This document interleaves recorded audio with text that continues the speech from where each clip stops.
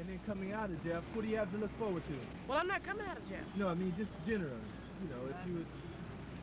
Nothing, really. I mean, after you come out of jail, if you ain't learned nothing, you don't know nothing. I mean, that little piece of paper don't mean nothing. I mean, that's all they doing. They gonna pass you, I don't care if you're retarded. You know, you can be dumb as ace of spades, you know. They gonna graduate you anyway. What you gonna do with it? What am I gonna do with math? With math, yeah. What I'm gonna do with math, what I'm gonna go into is for police force. That's the academy that I'm going in. You're a policeman there. I'm gonna try it. What you gonna take? I'm gonna be a nurse, a male nurse. Yeah.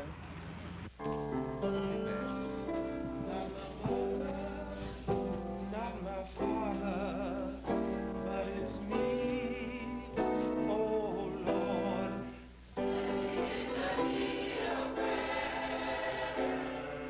Standing in the need of prayer. It's me. I used to watch television a lot, you know, and all I would see is a white man using guns in order to defeat the Indian. Everywhere I turn, you know, they use violence, you know, wars to win over things, you know. And that's the only way I can see that things could be accomplished. John was telling me you went up to this church thing and they took y'all up in the mountains to Camp Spirit or whatever it was.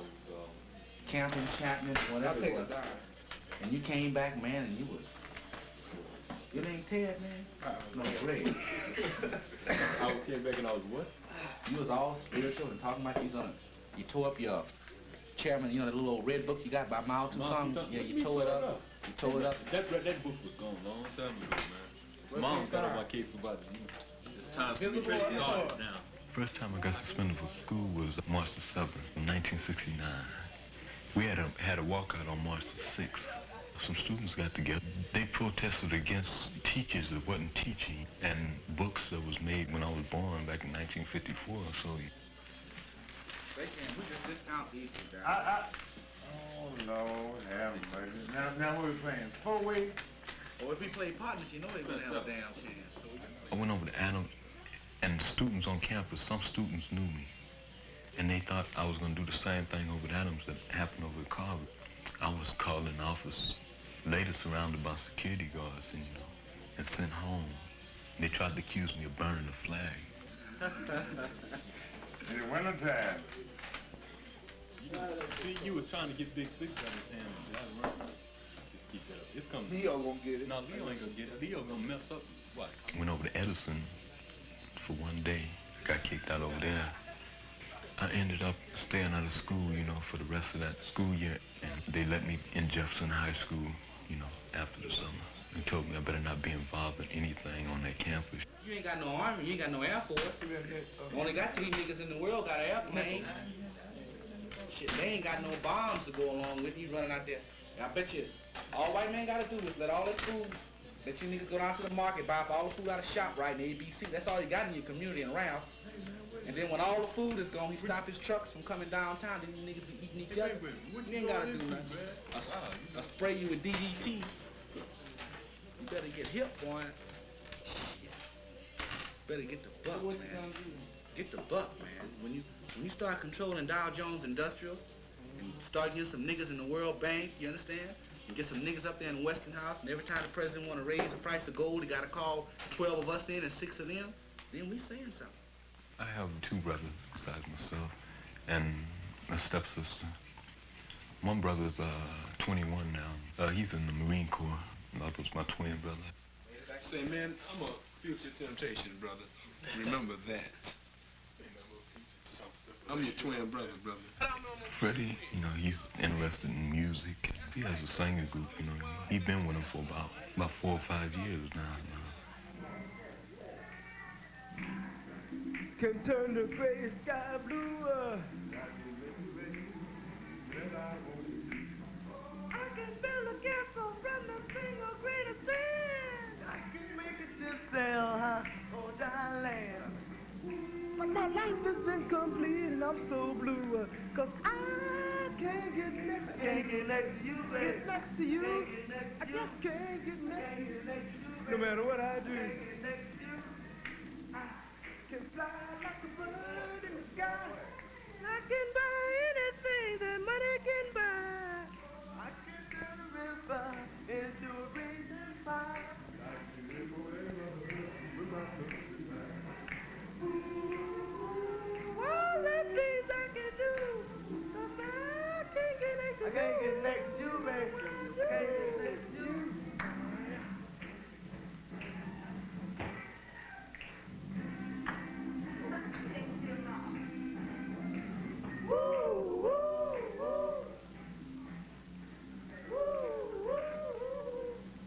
There's a lot of people that mess with reds in the community, but they usually, you know, take them at night, you know, and at parties, when they're ready to go to parties. But I see young brothers and sisters, you know, smoking weed all day, you know, at school, you know, at night, you know, and just about wherever I go, you know. But usually in the daytime, it's only a small minority of black young people, you know, that take reds, but they would smoke marijuana. They're planning to make marijuana legal. At first, when the marijuana was in the black community and the Chicano community, they say, well, just control them, you know.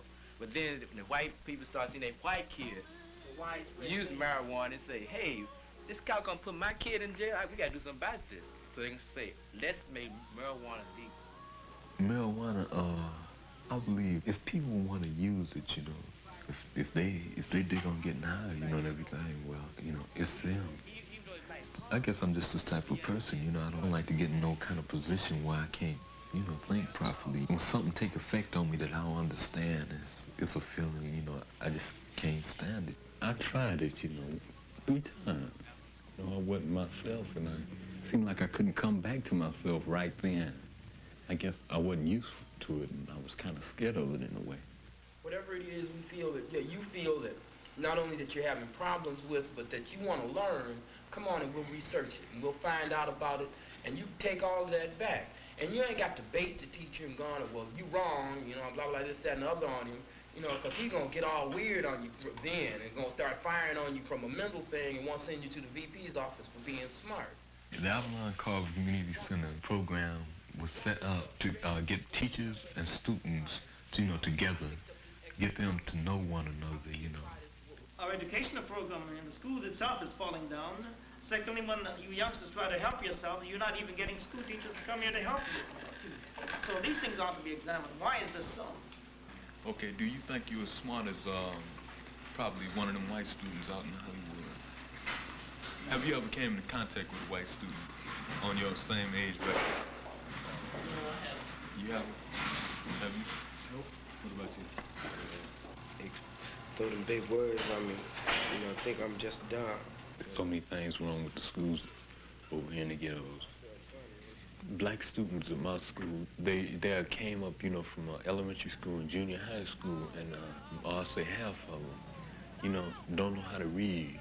You know, they should have been taught those things in elementary and junior high school, and they wasn't, you know, and it's hard for them to go through high school, and they're not really learning anything. I first came in contact with some visitor workers up at Avalon Carver Community Center. They had just rented a building in the community, and they wanted to know what could they open the building for. We were discussing what we want this school to be, you know, what we wanted, you know, to have in this building. And we came up with some ideas, with things we can do in the community, you know, using this for a community center and you know, having some type of counseling program where if young people got, you know, harassed by the police or, you know, had trouble at school with administrators and other teachers, they could, you know, come here and talk to someone. I found myself going to meetings up at South Park, and they had other organizations up there, you know, Black Panther Party. They was passing out some little red books, you know, quotes from Mao Zedong. So I picked up one of these books and started going through it. And I began to see that statement in there, and political power grows at the end of a gun barrel. It began to stick with me. I read in the paper today they made a brother admiral. One brother, they made him an admiral. You understand? They want everybody to get happy. They probably had it on KGFJ this week. You know, the guy started off as a post office clerk and worked his way up. After 74 years in the Navy, they made him an admiral. We are making progress. 74 years. That's what it is. Progress? So you a fool? How the hell is that progress, man? Wait a minute, what did you say? You just Fine. You just said a few minutes ago that. Yeah, but it made me mad when you say talking about progress. No, you just said how you gonna make ago. How you gonna make progress, how can we man? change the society in our community and get power? We don't have guns and machines and all this type of stuff. So you're gonna infiltrate the police department?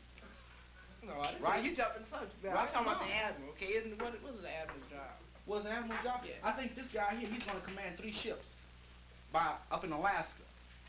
You see? And he's gonna make sure that the Russians don't steal all the tuna Out of the water. You see that picture up there on that wall, man? Every time I look at that picture, you know, I want to curse my brother out about that, man. I say, okay. He came home the other day, you know. I just asked him, is that necessary, you know? Okay, he said, yeah, you know, it is necessary. You know, we don't want communism to take over this country or something. I say, hey, man, regardless, you know, you got all those people, you know, in that hole over there. I say, hey, man, don't you think we should, you know, stay in our country and try to do something in this country to straighten up everything instead of trying to go out and fight somebody else's war and ain't doing nothing but killing off a lot of innocent people, man? To me, a revolutionary is the person who wants change by either peaceful means or violent means if necessary. They have more out in Watts than they had before that riot, you know. I noticed white people was beginning to focus on Watts, wanting to find out what's going on in Watts, what's the problems, you know. What do these people want over there? And they was beginning to do something because they were scared. They didn't want it to happen again. That's why I believe violence worked there. The Black Panther Party started off by every little youngster I see wanted to be a Black Panther, you know. But it seems like now, you know, they fighting against each other. See, the pigs or the police department, or y'all not used to that language, so I use police department. No, see, they Everybody, somebody's some rookies or something. Man. We know what's going on. That's right, the Irvines, man, the pig, the fascists. Right on, man. The dog, whatever you want to call it. The police department, the pigs, man. And you know they ripped off all the Black Panther leaders, man. So the ones that's there, you know, yeah, they good followers and no, they not leaders, man.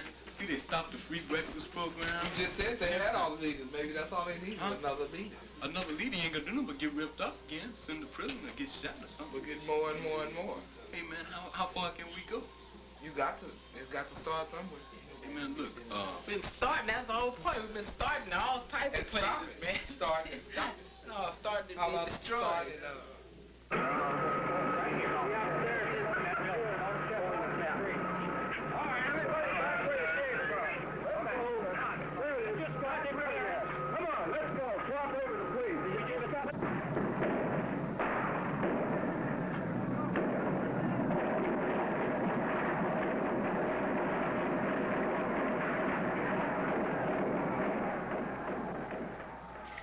Police was surrounding the Panther office. It seemed like it was a battle. They had about 5 or 6 people who trapped up in the building shooting, you know. And whenever the Panthers brought out, you know, they brought out something bigger, you know. I even seen a tank rolling up the street with the police department on it. When I went down to the Panther office a couple of days later, you know, they helped clean out the building.